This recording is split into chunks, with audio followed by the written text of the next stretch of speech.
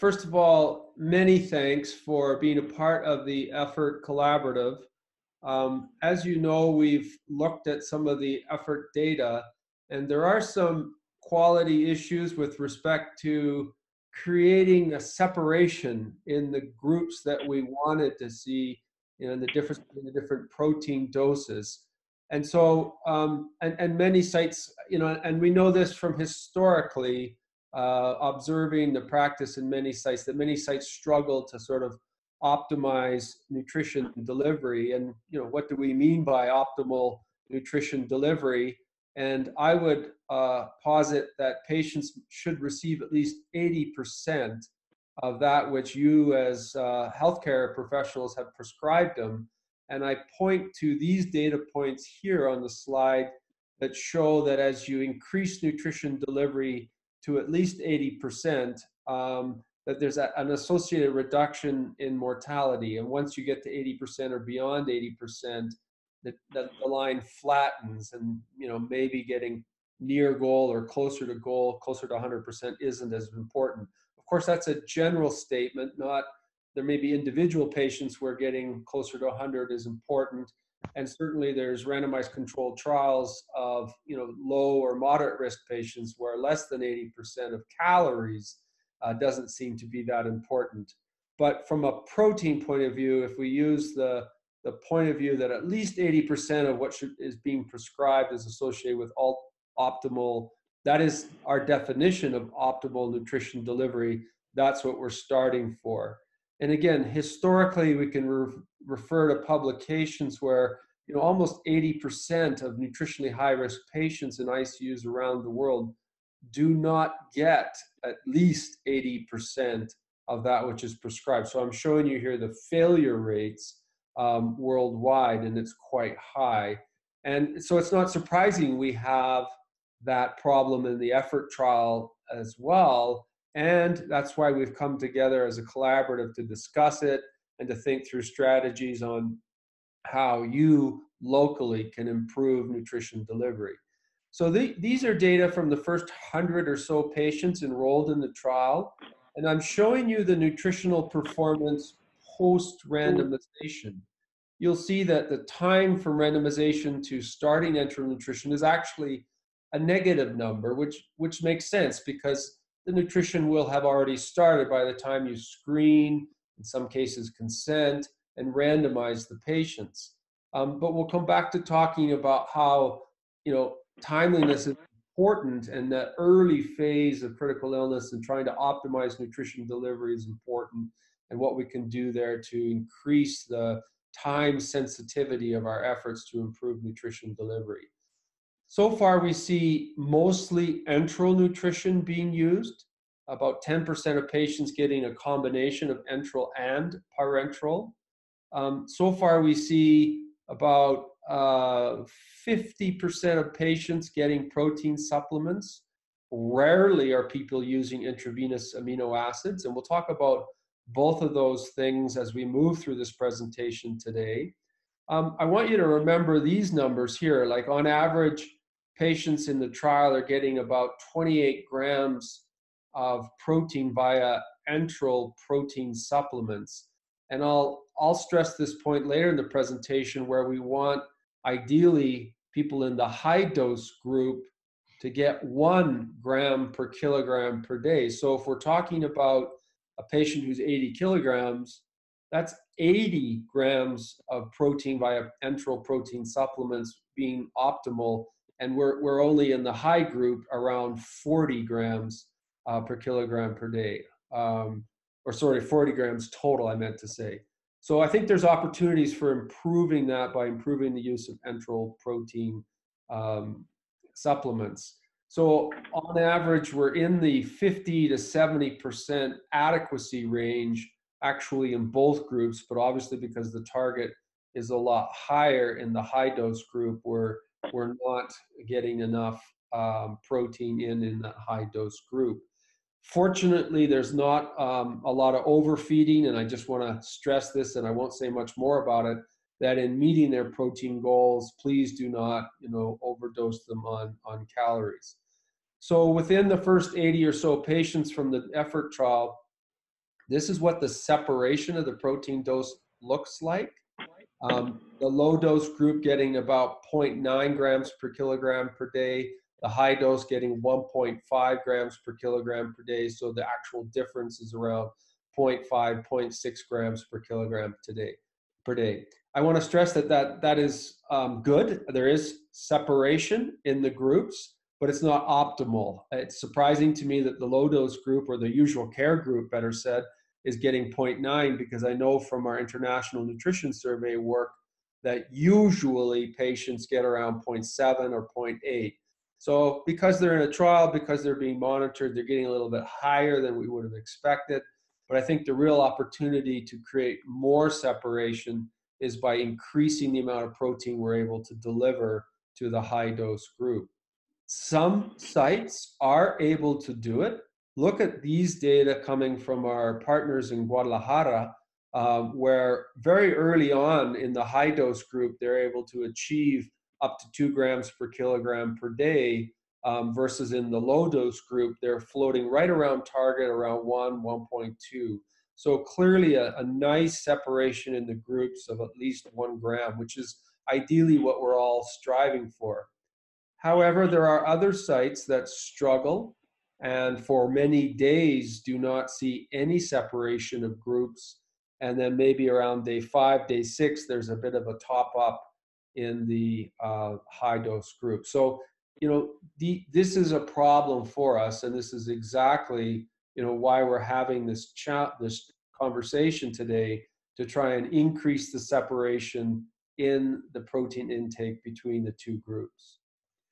Let me say in a very simplistic way that the problems around underfeeding or underdelivery relate to three things. One being the typical approach to starting late, starting slow ramp ups with nutrition.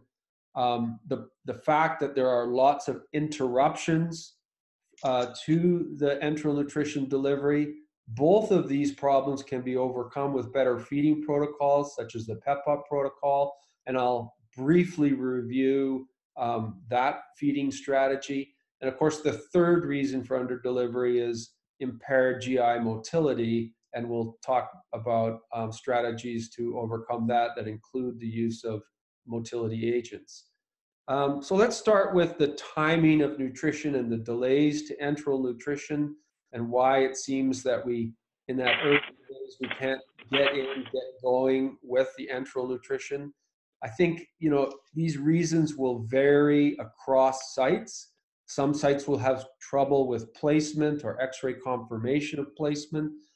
Some sites have a poor system design in that patients don't get initiated on enteral nutrition until a dietitian or some nutrition specialist sees them, assesses them, and then gives a prescription.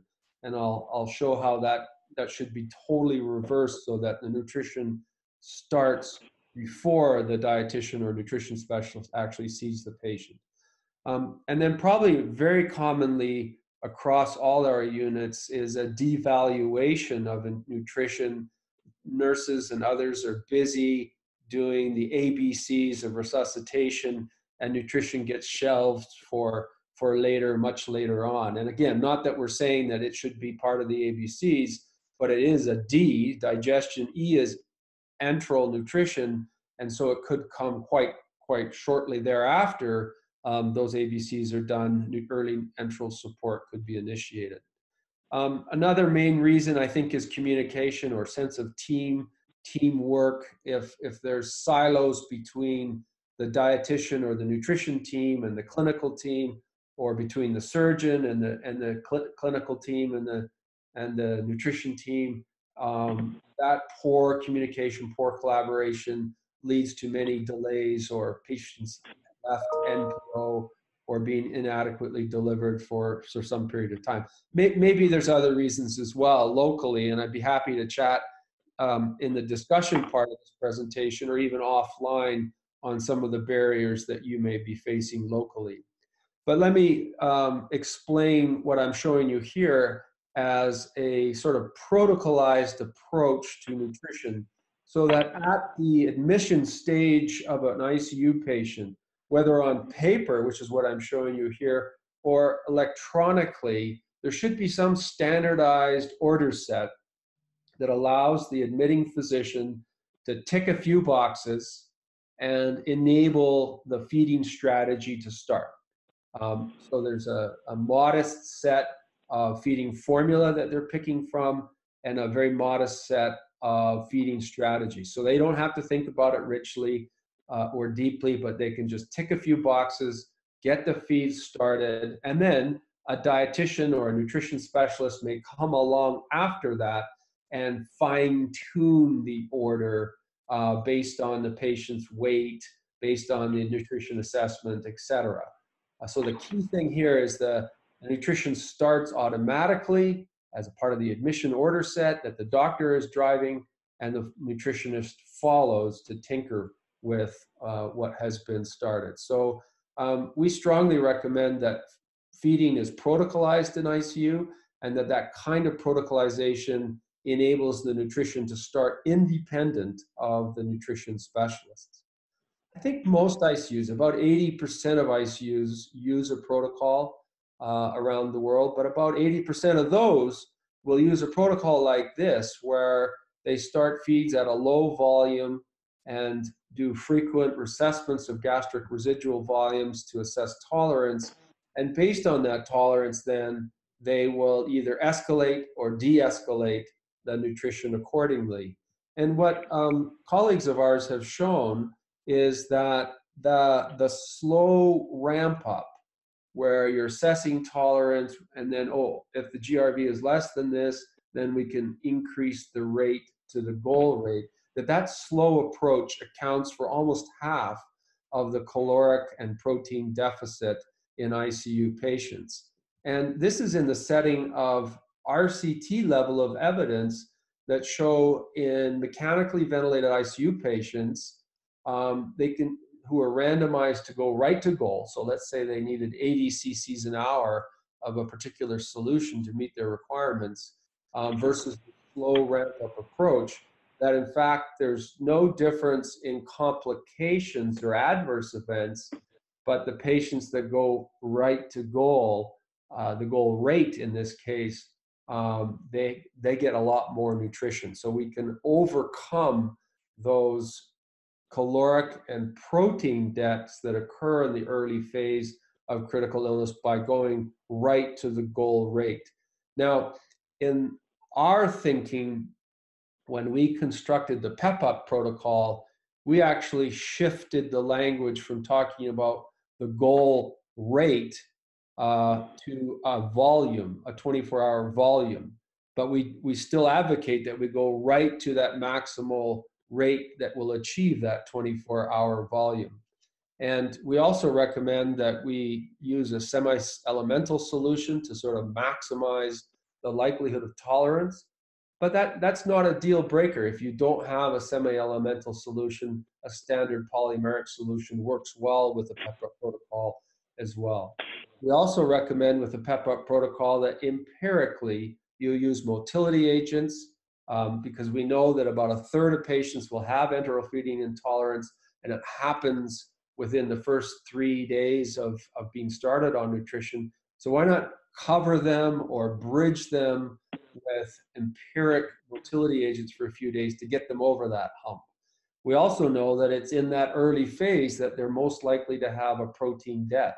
So why not start empirically protein supplements to maximize protein delivery while they're getting over that intolerance hump in those early phases of critical illness?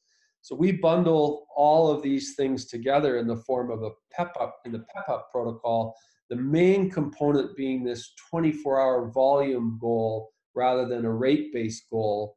And that's principally so that the bedside nurse can change the hourly rate based on interruptions. Right now, if an hourly rate order is interrupted, say the patient goes to the OR for 5 hours, and then they come back to the unit, there's no ability for that nurse to compensate for those 5 hours off nutrition.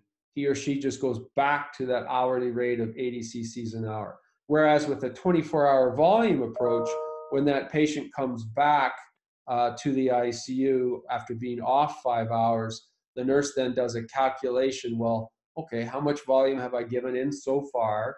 How much volume do I have left to give to meet that 24-hour goal?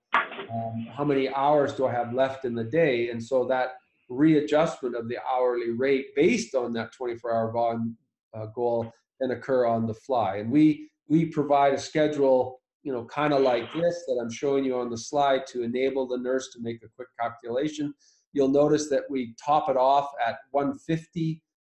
Empirically, just not comfortable with much higher volume of enteral nutrition rates being delivered to get the optimal total volume goal in. And we've demonstrated not only in randomized controlled trials, but in large multi-center pre-post study designs and many other single-center trials that others have done, that this approach to volume-based feeding really works in terms of improving nutrition delivery. And one of the key take-home points comes from this slide, that if you start off at NPO in your unit, that's the faint blue line on the bottom. You're going to be way behind and have large caloric and protein debts from the beginning.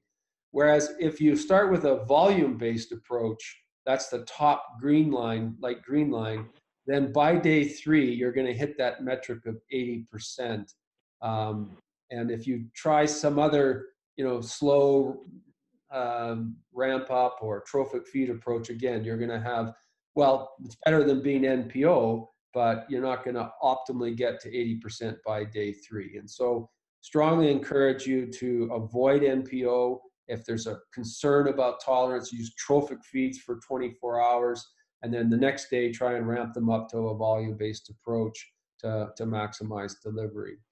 I won't say a lot about this other than if you're not using a PEP UP-like or a volume-based protocol, we've got a lot of tools on our website to enable you in a time-efficient way to work with your staff, to educate them and to implement them. So I'll just make you aware of that and refer you to the website if you want more information on how to implement the PEP UP protocol.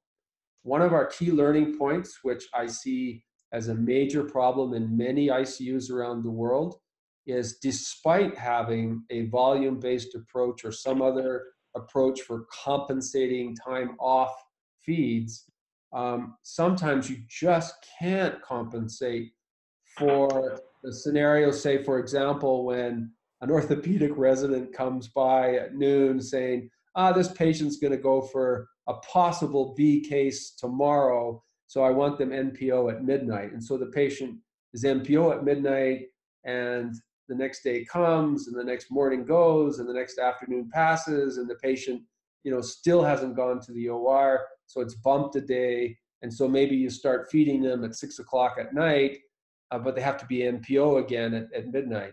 And so if you have these large periods of time where there's no feeds being held, the feeds are being held for procedures, then even a PEP UP protocol or a volume-based approach won't have enough time to compensate for time off.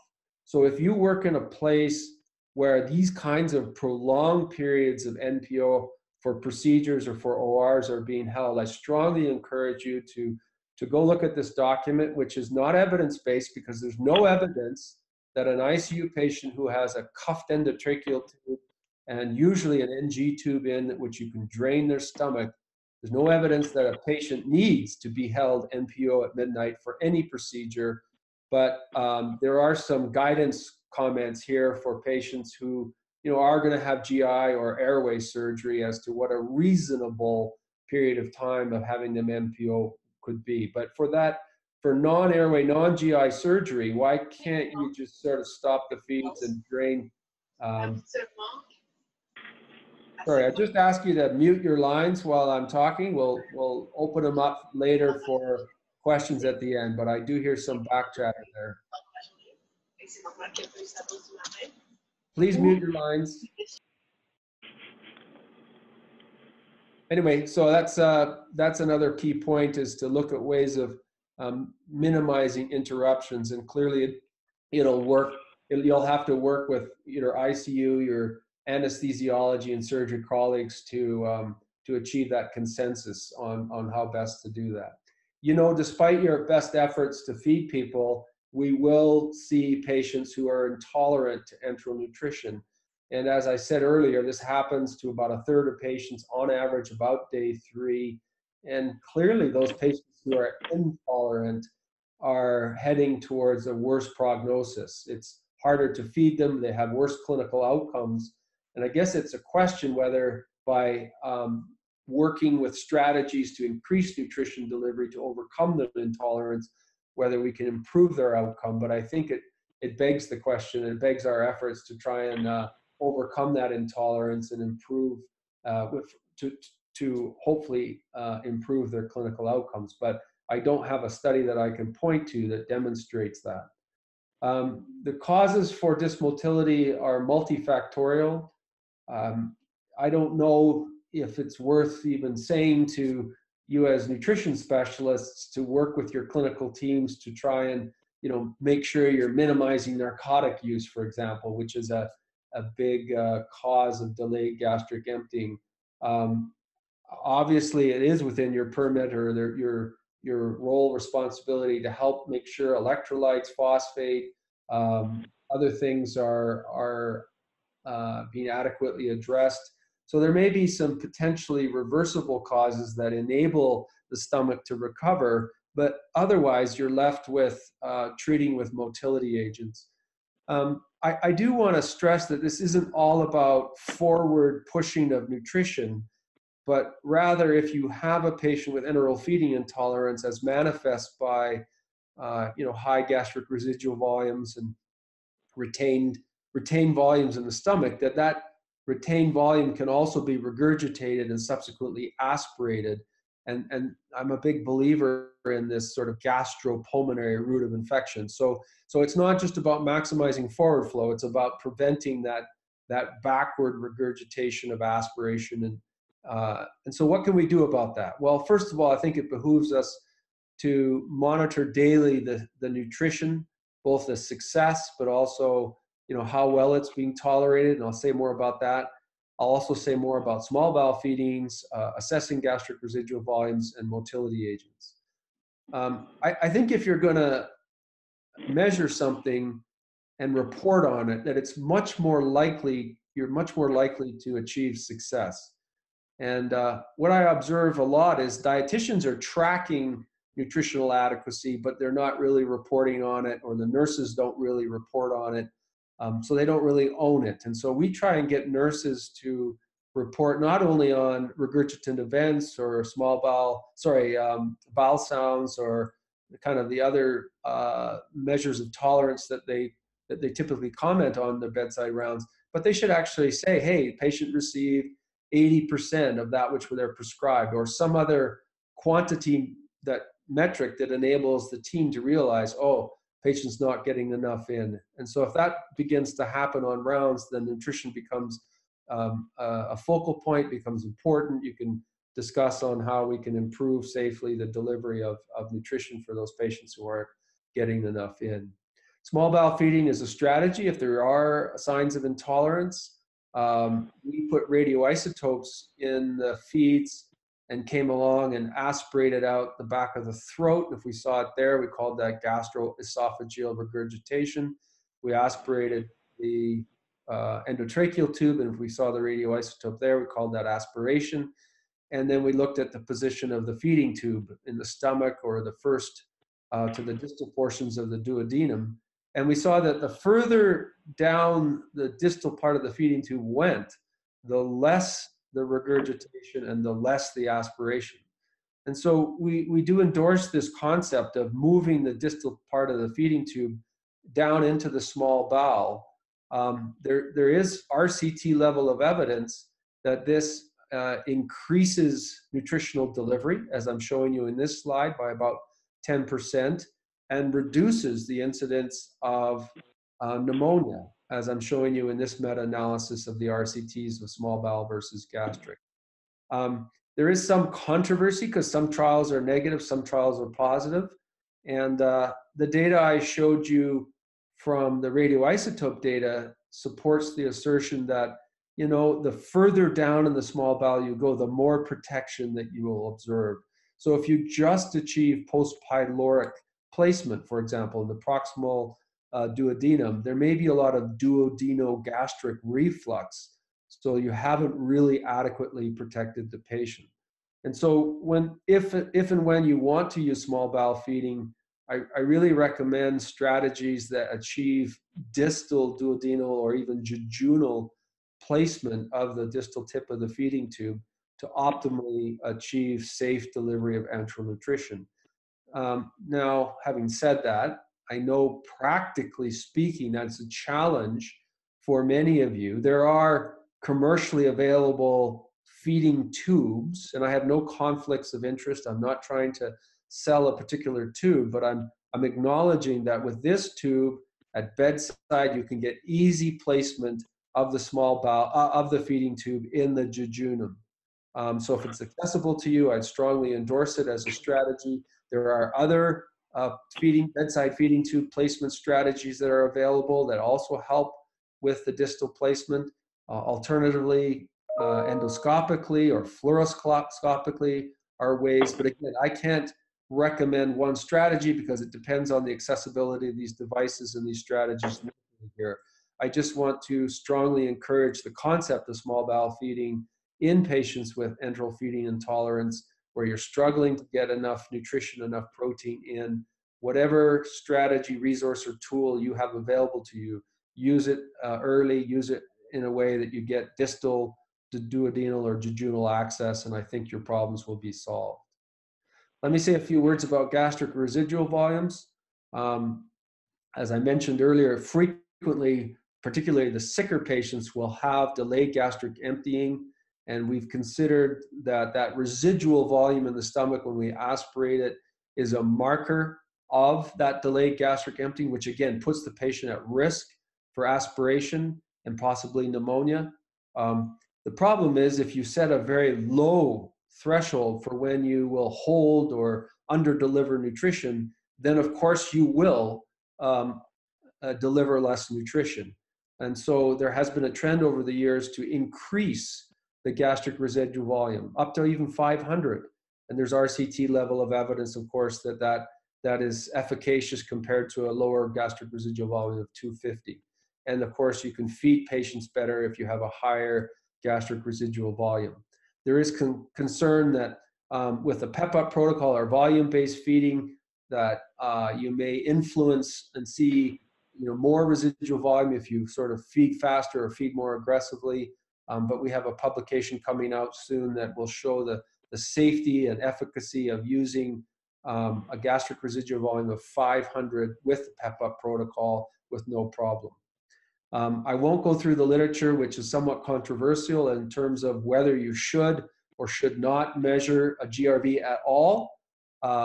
There's, as you know, an RCT that doesn't suggest there's any benefit in terms of the reduction of pneumonia.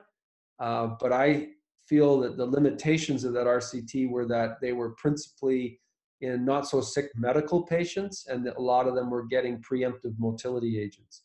So if you work in a medical ICU and you're using prophylactic motility agents, maybe you don't need to measure GRVs. But if you're trying to protocolize care, and in that protocol you want to be cognizant of the sickest patients in your unit, say patients in shock, or the patients who are most difficult to feed, say patients with recent GI surgery, then you wouldn't want to omit this important monitoring of a GRV. So we strongly recommend continuing to protocolize care with a GRV assessment, but we're totally comfortable moving that up to 500 so that it doesn't negatively impact on nutritional outcomes.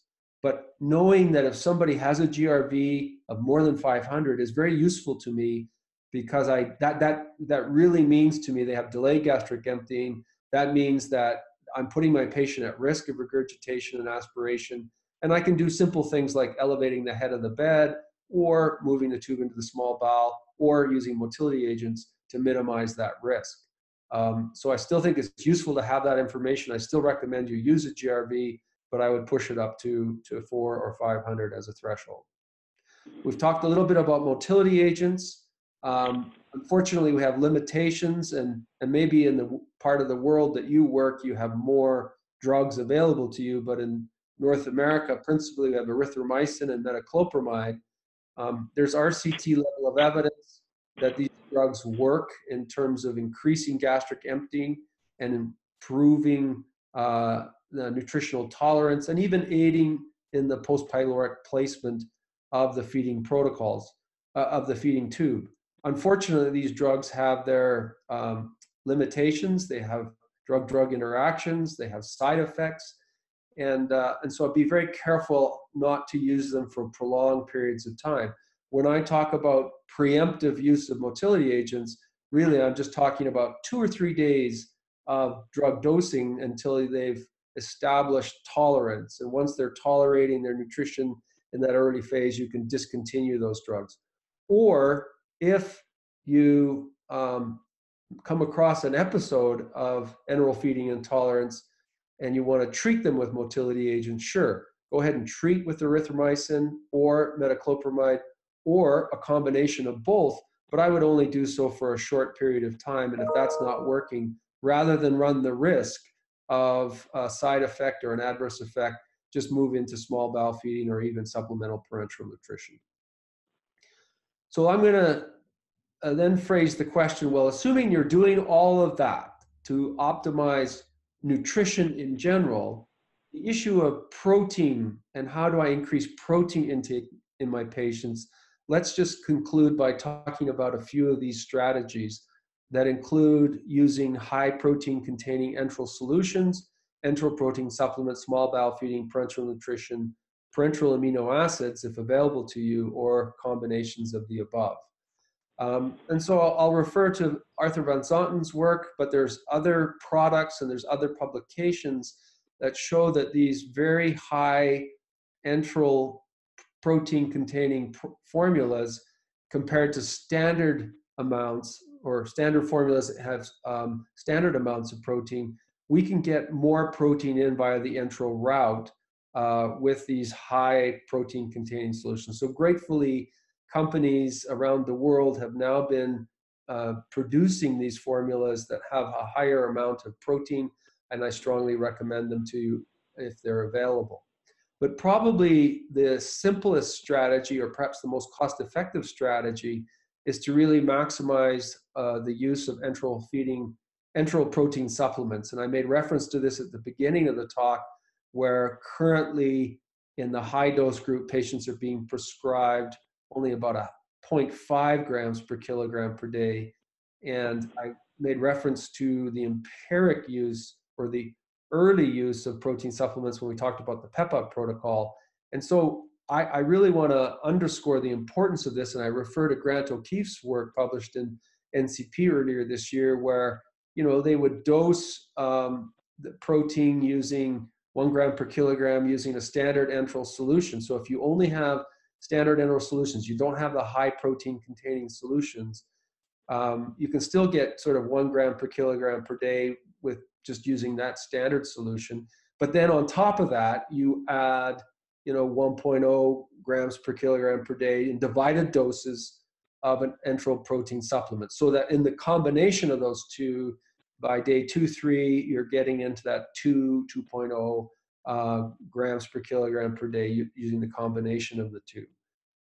If you're using the high protein containing enteral solutions, you may not need a gram per day, but it depends. If they're not tolerating that high protein solution, you may. And so why not start with whatever your highest protein containing enteral solution plus a 1 gram per kilogram per day in divided doses of your enteral protein supplement, and then monitor daily. And if the enteral protein from the enteral nutrition is getting you where you need to go, you can tailor or cut back on or even discontinue the protein supplement. But start out this way using both strategies, aiming towards 2.2 grams per kilogram per day. Of course, if the enteral route isn't working, this combination of both enteral and parenteral that can be successful. I want to acknowledge that this is a controversial area. We're not going to spend a lot of time talking about it. I will make reference to the most up-to-date systematic review of their RCTs of EN versus EN plus PN. And although there's no difference in mortality, we do see a significant reduction in hospital length of stay. And I feel that the prior literature is compromised because they don't really focus on nutritionally high-risk patients. And I'm very pleased to say that with colleagues in Germany, as a sub-study of the EFFORT trial, there will be, I think it's about 150 patients randomized. If they're in the high group, if they randomize to the high group, they'll get a combined enteral and parenteral strategy to meet that high goal, versus if they're in the low group, they'll just get enteral alone. So this is a nested sub-study within the EFFORT trial with just select sites in Germany using a very high nitrogen containing PN solution provided by Baxter, and functional endpoints, including a 6-minute walk test, will be the primary endpoint. So that'll be an exciting sub-study within the larger EFFORT trial. But it also, just legitimizes that combination of enteral and parenteral nutrition is obviously a strategy to achieve the higher protein doses if you can't be successful with the enteral route alone. It may be that you can get enough calories in via the enteral route. And so really what you need to top people up with is just amino acids. And so in the Nephroprotect trial, which I'm showing you here, that was a strategy that, compared to enteral alone, very successfully increased close to 2 grams per kilogram per day the amount of protein amino acids that these patients received. And I guess one could argue, well, they didn't really show a positive impact with that strategy, but at least it confirmed the safety of this approach. And my argument in these nutritionally high-risk patients, such as we're enrolling in EFFORT, there's probably a greater treatment effect, although that's a hypothesis to be proven. And I'll just say parenthetically that in our Nexus protocol, where we're randomizing patients to usual care compared to early bedside cycling in combination with high-dose protein, we're actually using enteral products plus IV amino acids alone as our way of getting that high-dose protein. So at least in the research space, we're legitimizing this as an approach to getting the high protein on a background of somebody getting enough enteral nutrition to meet their caloric goals. And I would also try and legitimize it as a clinical option for those of you who have access to that product. So in summary, what I'm trying to say is I think optimal nutrition delivery means that within 24 to 48 hours of nutrition, you are implementing a protocolized approach, ideally a PEP UP protocol, ideally a volume-based protocol, where you're trying to optimize enteral delivery from the get-go. And then on day 3, you're assessing the patient to say, are you at 80% of goal? Both in the high group and the low group, but particularly in the high group. If you're not at 80%, then you've got to do something differently. Normally in clinical practice, I say, well, the next step is to say, well, is this a nutritionally high risk patient? Yes or no? Because if they're not high risk, well, maybe not, you don't really need to be at 80%, and that's okay. Come back in the next day or two and reassess and focus your time and energy on these nutritionally high risk patients. But in the EFFORT trial, of course, we're only enrolling these high risk patients. So if you're not at 80% at day 3, you've got to do something differently. And the first question to ask yourself is, have I maximized protein delivered via the enteral route? Am I using motility agents if they've got problems with tolerance, small bowel feeding? Am I on that protein supplement cocktail that we've discussed? And if you've done all those things and it's not working, then don't wait to day 7 or day 10. Use supplemental parenteral nutrition sooner in these nutritionally high risk patients as a way of optimizing their protein dose. So that's all I really wanted to say. I want to open it up now for questions. I'd like to encourage questions on what I have said. if you want clarifications. But I also want you to ponder this question that I'm posing back to you and give me some feedback as to, well, that's all fine and dandy, Dr. Hyland. You said that, you know, this is a strategy, but in my setting, these strategies or these techniques, you know, won't work. And so I'm very open to pushback or feedback as to, you know, why this optimal strategy won't work, but please also ask for anything you want clarified. So, Dr. Helen, we have one question from Linda. Okay. They use PEP UP protocol, but if a patient is at very high risk for refeeding, in generally they use a low and slow increases. What is your opinion about this? On the way we initiate the PEP UP protocol, I want you to realize that on day one, we're not actually implementing volume-based feeds. That volume-based feeds comes on day two. For that express reason of where, you know, we don't really want to flood the stomach on day one when they're critically ill and just being resuscitated, and where we're uncertain about their metabolic tolerance. And then the other thing I want to stress here is that if, because of the history or the particular patient, that you're worried about refeeding syndrome, on our PEP UP protocol, there is an option to begin trophic feeds. And this is ideal for people at risk of feeding syndrome, refeeding syndrome. And yeah, so Darren, that's what we do, but it sometimes will take 3 days to get to goal then, right? Because if I start at 10, they're going to be at 10 till next day, and then I might go to 25, and then I start the whole procedure, right? Yeah, so I can't tell you, you know, precisely, you know, when you should change from trophic to volume, but my point being that daily you should reassess and flip them from trophic to volume-based when you've got control, be it their phosphate or other metabolic factors. Okay, that's what we do. Okay. So well, that's all you can do. Really. Okay. Yeah. Thanks. Yep. Other questions? Darren, Ricardo speaking. Hi, go ahead. My question about the total calories amount when increasing the protein charge to 2.2 or 2.5, and one patient with 3.9 would have here. The amount of proteins that is in the sum of all the calories is too high, and we have to decrease the amount of calories in the formula. So we can check that is a huge imbalance between calories and proteins. So the calorie nitrogen balance go below 50 and can go to 30 to 1. Why the amount of proteins is included in the caloric goal? This unbalance the total formula. Yeah, I'm not aware of literature that says that imbalance is a huge problem. Obviously, I'm not talking about 0 calories and lots of protein. I'm talking about, you know, a modest anywhere from 40 to 80% of what you're prescribing from a caloric point of view, plus, you know, the protein goals that we've been talking about. And I don't believe that kind of ratio, although it's imbalanced, that degree of imbalance is a problem for the patient. I do think that we need to consider the contribution of protein to energy.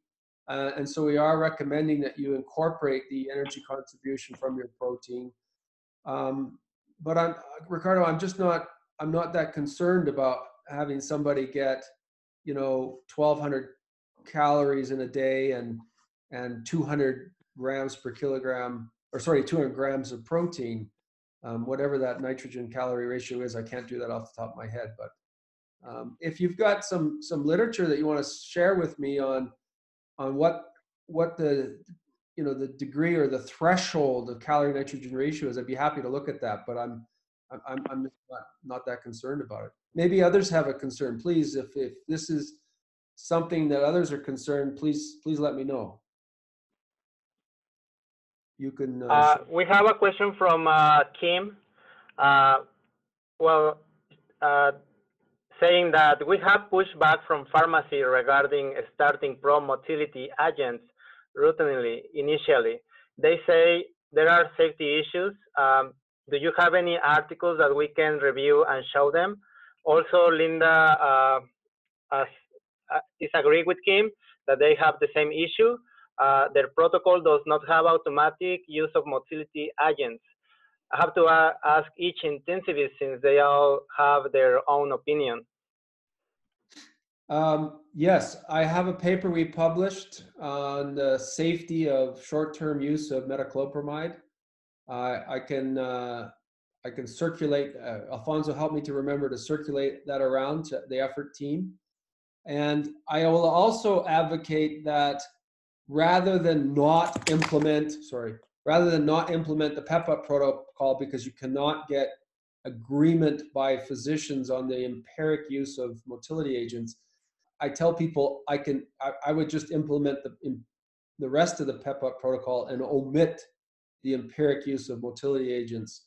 It's not a deal breaker. If you can't do that because of lack of physician compliance, because of concerns of safety, that's fine. Just do everything else.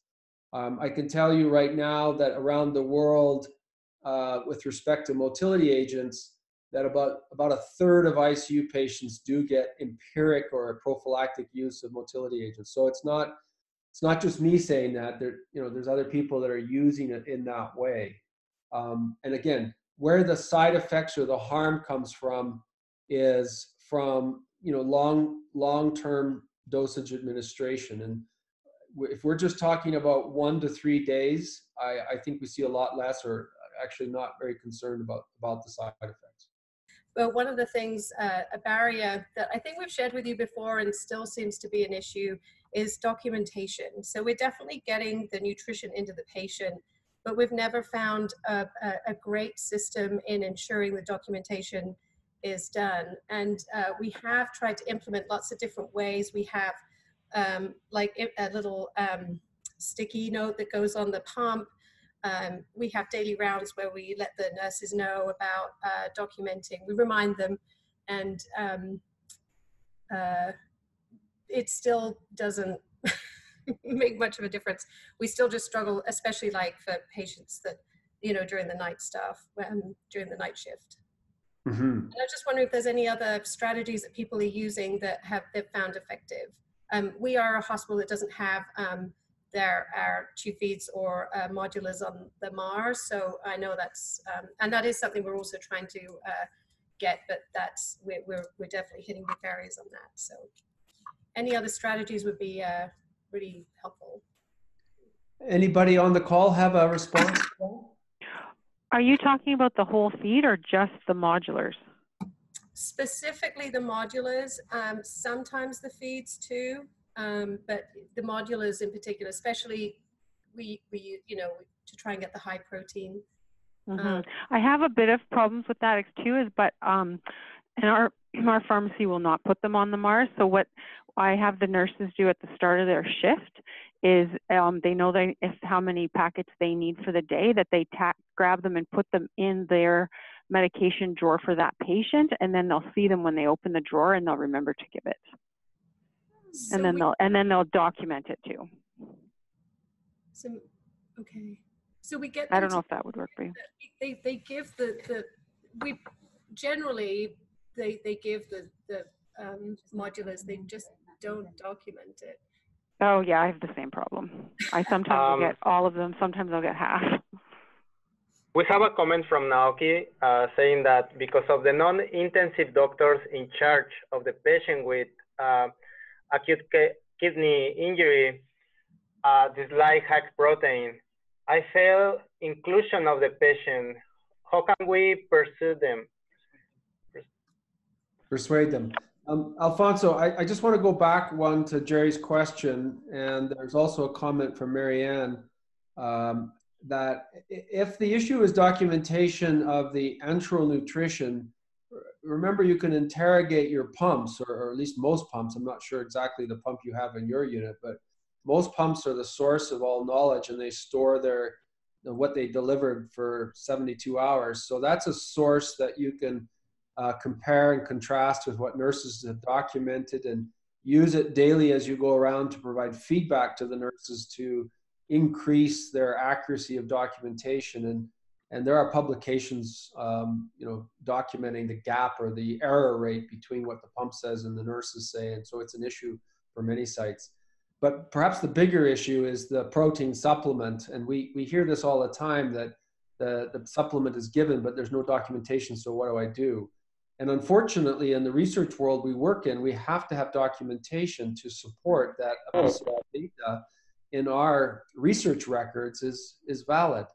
And so getting on the MAR, I mean, we've talked about that, so that's important. But if there's other ways to set up parallel data collection structures, so that whether it's leaving, a form that you created where you say, okay, this patient's on the effort trial, can you tick these boxes when you've given the protein supplements, and I'll come by tomorrow to collect the sheet from you. So you have, at least, if it's not in the hospital record, it's on a research form that they've that they've given these supplements. Or this patient's on the effort trial, they need these 6 supplements, 2 times, 3 times a day, or whatever. Can you put them in this?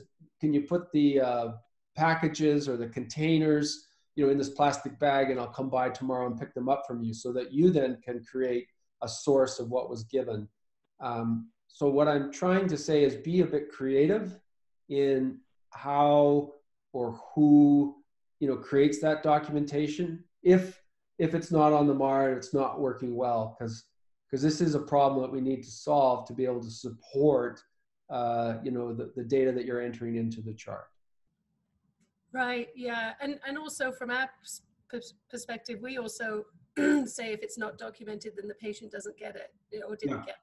So on a clinical perspective, we definitely really want to encourage that. I mean, we've seen a huge improvement in documentation just participating in the effort trial, which has been great. But yeah, we still fall short on getting all of it documented. We have tried some other strategies. We've done educations with the nurses. We have the ICU managers heavily involved as well. So they get the information from the nursing perspective as well. But yeah, we'll just keep trying, I suppose. Yeah, oh, good. Keep it up, appreciate it. So the other question from Naoki was patients with acute kidney injury, and not wanting to include those patients because they don't like the high protein dose. And of course, this goes 2 ways, right? Because if they have acute kidney injury going into dialysis or some form of renal replacement therapy, you're going to want the high protein dose, because current recommendations are, because of the losses in the dialysate, that they get a higher protein dose. And of course, neither of those 2 ideas are based in empirical evidence. Or said differently, there's no RCT level of evidence that a patient with kidney injury needs a lower protein dose, because these are the same patients with sepsis and very highly catabolic disease that may require higher protein doses when you look at it from a different point of view. So, and there's no RCT level of evidence that patients on dialysis actually need that higher dose of protein. And if you follow the thinking of the Belgian group, which thinks that exogenously administered amino acids suppress autophagy and increase harm, then in those patients on dialysis, we could be doing harm by giving more protein. That's a very long-winded way of saying I think that there's still equipoise, and we don't really know what the right answer is for patients with kidney injury not on dialysis, or patients with kidney injury now receiving renal replacement therapy. And I would prefer that you include these patients and they be randomized. We have a nibble, that's a nutrition information soundbite. Alfonso, perhaps you could circulate that post-call as well. And that tries to argue the pros and cons of high protein in these patients with liver failure or renal failure. And so the bottom line is we don't really know what the right answer is. But the bottom line too is you have to work with your local colleagues. And so if they're not supportive, then you'll just have to omit or exclude that patient from being randomized. But if they're not supportive, I'd strongly encourage you to, and Alfonso's showing you here on the screen, going to this issue of the nibble and pulling it down. It's just a brief synopsis of the available evidence in English and Spanish. There'll be a very similar paper, but expanded in NCP coming out shortly. It's been accepted. And there's also a very good review of protein dosing in renal failure written by Jay Patel, which again has more than the synopsis here on this nibble, but we can circulate that. So these literature-based summaries that conclude, hey, we really don't know what the right answer is, therefore let's try and enroll them, is really what I would suggest. So would you still include people like what I've been excluding people who are oliguric or anuric and their creatinines are 600, like when they're super high, I have been not randomizing them. Well, I imagine that those people, so let me back up and say why. Why are you not randomizing them? Well, because I don't want to make it worse, and most of the time they're going to get transferred because we don't have bedside dialysis in our hospital. So most likely they're going to get shipped out anyways, and I wouldn't have them long enough to include them anyway. That's the real reason why I wouldn't want you to include them, right? Yeah, we don't want to randomize somebody that then gets transferred to some other setting. But if they're in acute kidney injury and they're impending dialysis or dialysis the next day, again, if your colleagues are in a state of equipoise and will allow them to be enrolled, I would enroll them. And but you said the dialysis, like if I don't have that option of dialysis and we're keeping them, those are the ones I don't. You'd still enroll them? I'm happy for you not to enroll them, Linda, because I think that's a problem. But in the scenario where you do have bedside dialysis, if they're in acute kidney injury and they're getting worse, they are going to get dialyzed in the next day or so. So I don't see that as a barrier to, in general, enrolling patients who are in acute kidney injury heading towards dialysis. I think you'll have a lot more pushback in the people who are developing or have some moderate level of acute kidney injury who aren't, meeting requirements for dialysis.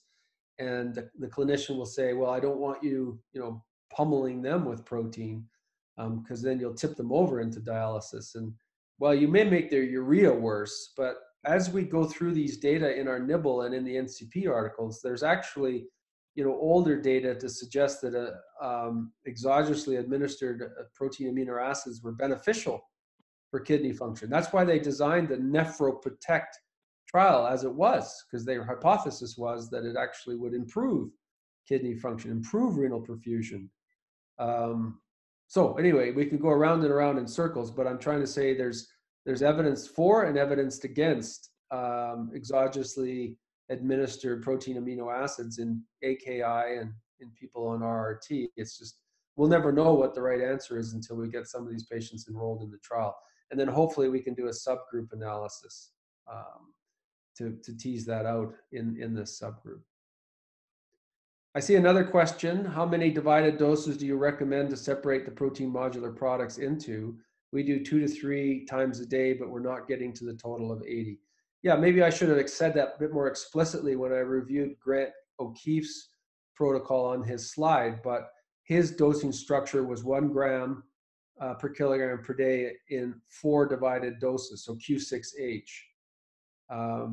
So yeah, if that's what I would recommend. But again, you can go Q4 if you want, but at least Q6. And I guess a little bit depends on the volume and the product you're using and the frequency of administration. But try and get at least 1 gram per kilogram per day in 4 divided doses would be a good starting point.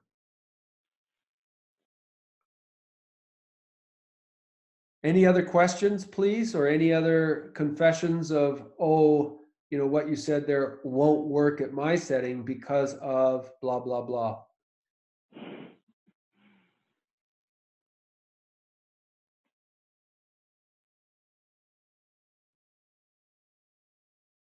Okay. So great. I think what this means then is that as an effort collaborative, we've reviewed these best practices. I'm giving you encouragement to implement them, or the ones that make sense to you locally, so that you can achieve those higher doses of protein in the higher groups without overfeeding calories. And again, subject to discussion with Ricardo offline as to what that threshold calorie balance ratio might be unfavorable. I'm not really concerned about that at this point. We have recorded this presentation. We will be disseminating it to all the effort sites so that they're aware of this best practices, and we're giving them encouragement to do it. We're also, Alfonso will translate it into Spanish, and we're doing it for our Latin American colleagues who speak Spanish. So I'm very hopeful that in the future we'll see a greater separation in the protein doses between the two groups. I guess the other issue for us is just enrollment. We're somewhere around 250. We need 4,000. And so my pleading would be to encourage you to keep enrolling patients so we can get to the goal faster.